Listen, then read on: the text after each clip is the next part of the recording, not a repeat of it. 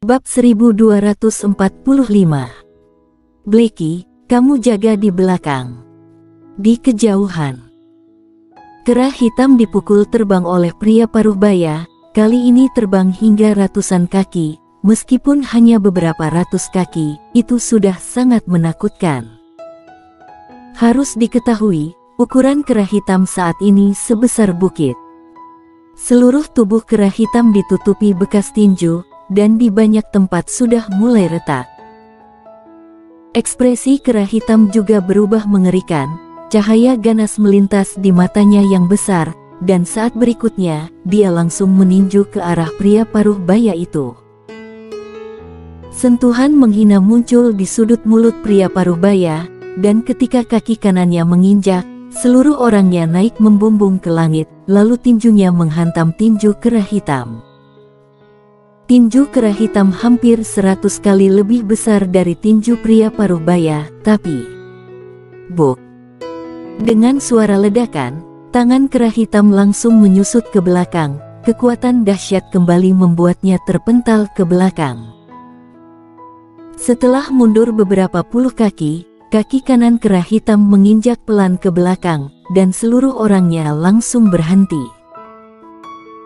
Dia melihat ke bawah ke tangannya. Pada saat ini, jari-jarinya telah terpelintir dan berubah bentuk. Tidak hanya jari-jarinya, tetapi seluruh lengannya telah retak, dan darah terus mengalir dari luka-luka itu. Ekspresi kera hitam suram, dan dia menatap pria paruh baya. Kamu lebih kuat dari sebelumnya. Pria paruh baya berjalan menuju kera hitam. Serahkan barangku dan aku akan membiarkanmu hidup. Kalau tidak, aku akan memukulmu hingga rohmu binasa. Kera hitam menatap pria paruh baya untuk waktu yang lama, dan saat berikutnya, dia mengaum, lalu melompat, dan berguling langsung ke arah pria paruh baya itu. Cari mati. Melihat kera hitam langsung bertindak, mata pria paruh baya itu melontarkan niat membunuh. Kaki kanannya menginjak tanah, seluruh orangnya naik ke langit, lalu meninju ke arah kera hitam. Boom! Tinju pria paruh baya membentur perut kera hitam menyemburkan seteguk darah, perutnya langsung penyok, dan dengan kepalan tangan pria paruh baya sebagai tengahnya, perutnya retak dengan cepat, darah langsung keluar. Pria paruh baya memiliki senyum jahat di sudut mulutnya. Ketika hendak bertindak, pada saat ini, sebuah benda besar tiba-tiba muncul entah dari mana di kejauhan. Melihat benda besar ini, kera hitam tertegun. Karena di atas benda besar ini, warrior yang berdiri. Kapal awan alam kehampaan. Benda besar ini secara alami adalah kapal awan alam kehampaan. Bisakah melarikan diri? Tentu saja tidak bisa melarikan diri. Warrior yang bukan idiot, dia tahu kalau dia kabur, kera hitam mungkin akan membocorkan tentang dirinya. Kera hitam tahu bahwa dia adalah kultivator pedang dengan tingkat pendekar suci yang mampu melawan pendekar ketiadaan. Berdasarkan hal tersebut, tampaknya tidak sulit bagi pihak lain untuk menemukannya. Kalau hanya satu orang, dia tidak masalah, tapi masalahnya, masih ada Liga Pedang. Ditambah lagi, bekerja sama dengan kera hitam, dia dan kera hitam dapat dianggap sebagai sekutu sementara. Dia tidak dapat melakukan hal seperti meninggalkan sekutunya dan kemudian melarikan diri sendirian. Tapi dia juga tahu bahwa dia yang tidak bisa menggunakan pedang tidak bisa membantu kera hitam sama sekali, jadi dia berlari ke samping dan membawa Halfa Yun kemari. Mengapa menjemput Halfa Yun? Karena Halfa Yun memahami kapal awan alam kehampaan lebih baik dari dia. Setelah meraba-raba sebentar, Halfa Yun pada dasarnya sudah memahami kapal awan alam kehampaan. Dengan cara ini, kapal awan alam kehampaan diluncurkan.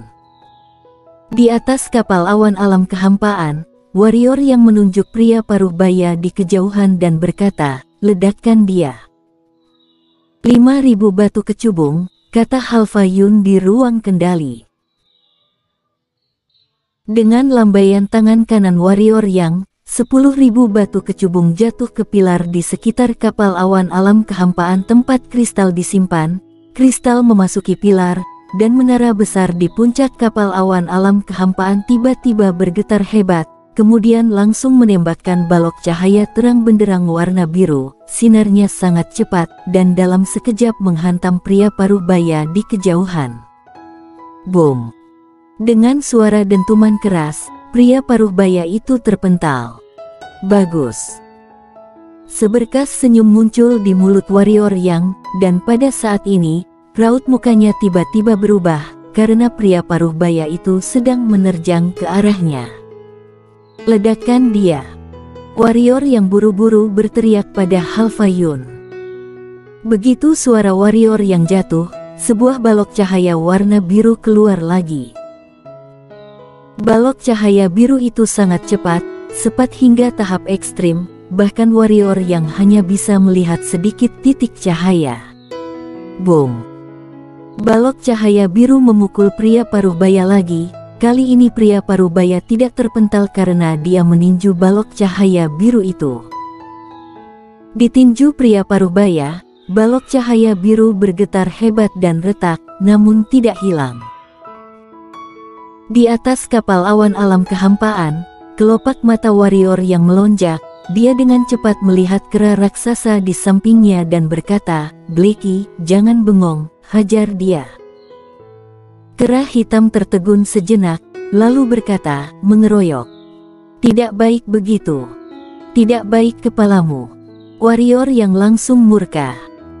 "Kamu mau pukul atau tidak? Jika tidak, aku akan lari." "Aku pukul." Mendengar warrior yang hendak lari, kera hitam kali ini tidak lagi ragu-ragu. Dengan satu gerakan dia bergegas menerjang pria paruh baya. Pria paruh baya itu melawan balok cahaya warna biru. Ketika melihat kera hitam menerjang ke arahnya, raut mukanya berubah, tinjunya terayun, lalu tangan kirinya meninju balok cahaya warna biru, dan tangan kanannya meninju ke arah kera hitam yang datang ke sisinya. Buk, buk. Balok cahaya warna biru langsung terhantam hingga hancur, dan kera hitam langsung terpental puluhan meter jauhnya karena tinju itu. Pria paruh baya tidak mengejar kera hitam, tapi menatap warrior yang di kapal awan alam kehampaan. "Manusia sialan, aku akan mematahkan tulangmu dan memakanmu mentah-mentah." Di kapal, kelopak mata warrior yang melonjak, dia melambaikan tangan kanannya, dan 10.000 batu kecubung mendarat ke pilar-pilar itu. Dia berkata, "Halfa, ledakkan dia sampai mati." Setelah berbicara, dia melihat ke kera hitam di kejauhan, berkata, "Blackie, pukul dia, hajar dia sampai mati." Boom! Saat suara warrior yang jatuh, sebuah balok cahaya biru melesat. Di kejauhan, kelopak mata pria paruh baya melonjak. Jika hanya balok ini, dia tidak akan takut, tapi sekarang, ada kera hitam di sebelahnya. Sebelum bisa memikirkannya, dia memukul balok cahaya warna biru, dan balok cahaya warna biru tidak pecah, tetapi malah membuatnya mundur beberapa kaki. Balok cahaya warna biru ini sangat kuat, bahkan dirinya juga tidak bisa menghancurkannya dengan satu pukulan.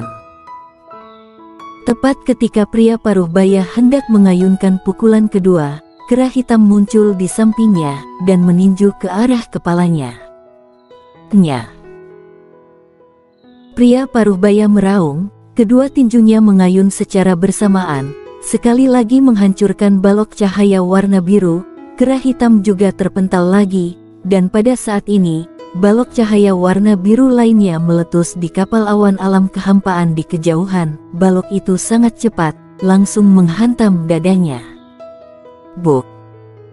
Pria paruh baya itu terbang terbalik, dan kera hitam di sampingnya tidak menyia-nyiakan kesempatan ini. Dengan satu gerakan, dia bergegas menuju pria paruh baya. Warrior yang tentu tidak akan menyia-nyiakan kesempatan ini, dengan lambaian tangan kanannya, 10.000 batu kecubung lainnya jatuh ke pilar-pilar itu, dan dia berkata, ledakkan dia sampai mati. Saat suara warrior yang jatuh, balok cahaya warna biru lainnya melesat lagi. Di bawah upaya bersama kapal awan alam kehampaan dan kerah hitam, pria paruh baya yang perkasa itu dipukul mundur. Pada saat ini, pria paruh baya hanya bisa bertahan dan tidak punya kesempatan untuk melawan. Namun saat ini, hati warrior yang meneteskan darah, karena setiap kali dia meluncurkan balok cahaya warna biru, akan menghabiskan 5.000 batu kecubung. Sejauh ini, dia telah menghabiskan 30.000 batu kecubung. Meskipun dia sangat kaya, tetap akan menyakiti hatinya untuk menghabiskan begitu banyak. Tapi tidak ada cara lain, tanpa kapal awan alam kehampaan, mereka akan dihajar habis-habisan oleh pria paruh baya ini. Meski pria paruh baya berada dalam posisi yang kurang menguntungkan, wajah warrior yang bahkan lebih serius dari sebelumnya. Dia sudah mengalami sendiri kekuatan kerah hitam, sama sekali tidak lemah, ditambah dengan kapal awan alam kehampaan ini, dapat dikatakan bahwa pria paruh baya ini bertarung melawan dua master pendekar ketiadaan. 1 lawan 2, tetapi hanya pada posisi kurang menguntungkan. Kekuatan ini, betapa menakutkannya. Kita tidak bisa terus seperti ini. Warrior yang mengepalkan tinjunya perlahan, meskipun dia memiliki ratusan ribu batu kecubung, jika dihabiskan seperti ini, batu kecubung itu akan habis dalam waktu singkat. Begitu batu kecubung habis, pria paruh baya ini masih belum kalah, maka situasinya akan terbalik dalam sekejap. Setelah ragu-ragu sejenak, warrior yang mengeluarkan 20.000 batu kecubung dan meletakkannya di pilar, lalu berkata, "Halva, kamu bekerja sama dengan kami." Begitu selesai bicara, dia melompat dan menerjang ke arah pria paruh baya. Kecepatannya sangat cepat, dan dalam sekejap mata, dia tiba di sisi pria paruh baya, lalu mengepalkan tangan kanannya, dan membantingnya ke arah pria paruh baya. Batasan maksimal. Tenaga kekritisan. Warrior yang mengetahui bahwa dengan kekuatan fisiknya, jika dia tidak menggunakan batasan maksimal, mungkin hanya akan melukai diri sendiri jika mengenai lawan. Pria paruh baya secara alami melihat warrior yang menerjang ke arahnya, dia akan bertindak, tetapi pada saat ini, kerah hitam juga meninju ke arahnya, dan pada saat yang sama, balok cahaya warna biru juga menghantam kemari. Pria paruh baya dengan tegas menyerah untuk mempertahankan diri dari serangan warrior yang, menurutnya, baik kapal awan alam kehampaan maupun kerah hitam lebih kuat dari warrior yang, jadi wajar saja dia harus mempertahankan diri dari kerah hitam dan balok cahaya biru terlebih dahulu. Tinju pria paruh baya tiba-tiba melayang keluar, mengenai tinju kerah hitam dan balok cahaya warna biru secara terpisah. Dan pada saat ini, tinju warrior yang juga menghantam kepalanya. Buk, buk, buk. Kerah hitam terpental, balok cahaya biru terguncang hingga retak, dan kepala pria paruh baya terguncang hebat, lalu seluruh orangnya terpental. Sekarang, cepat pukul dia. Warrior yang ada di samping meraung. Begitu suara itu jatuh, warrior yang mendekat dan terus meninju, dan kapal awan alam kehampaan melesatkan balok cahaya warna biru dan meluncur ke arah pria paruh baya. Lalu kerah hitam di samping tidak tinggal diam, badannya bergerak dan menerjang ke arah pria paruh baya. Karena pria paruh baya ditinju kepalanya oleh warrior yang, meskipun warrior yang tidak mampu membunuh lawan dengan satu pukulan, pria paruh baya kali ini jelas sedikit linglung, tetapi ketika warrior yang bergegas ke arahnya, dia secara naluriah meninju ke arah warrior yang. Wajah warrior yang berubah, dia tidak berani melawan pria paruh baya ini, dia segera menarik pukulannya, minggir, membiarkan balok cahaya biru dan kerah hitam menyerang terlebih dahulu. Buk, buk. Pria paruh baya langsung dihempaskan oleh kera hitam dan balok cahaya biru. Di samping, warrior yang bergegas menerjang, lalu tinjunya dengan gila-gilaan menghantam ke arah pria paruh baya. Dengan cara ini, warrior yang dan kera hitam ditambah dengan kapal awan alam kehampaan menghajar pria paruh baya selama hampir 15 menit. Boom! Pada saat ini, aura menakutkan tiba-tiba menyembur dari tubuh pria parubaya. Setelah aura ini muncul, warrior yang dan kera hitam langsung terguncang ratusan meter. Balok cahaya biru diledakkan langsung hingga hilang. Kalian, cari mati. Suara pria parubaya jatuh dan tubuhnya mulai berubah. Dia akan kembali ke tubuh aslinya. Kelopak mata warrior yang dan kera hitam sama-sama melonjak. Dan tak lama kemudian, pria paruh baya itu kembali ke tubuh aslinya.